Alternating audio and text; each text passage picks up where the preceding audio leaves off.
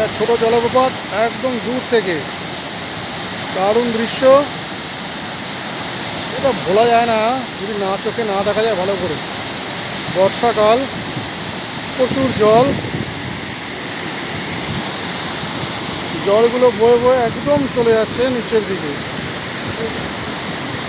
অসম দৃশ্য। আমরা একটু দূরে ফটো তুলছি, দেখো কত সুন্দর, নিচেও জলগুলো বয়ে বয়ে চলে যাচ্ছে। জুম করে দেখাই, দেখো জলের ঠিক তেজ, দারুণ। দূরে ওই পাহাড়, চারিদিকে পাহাড়, মাঝখানে জলপ্রপাত। একদম আমার দুই সাথী দেখায় মশগুল।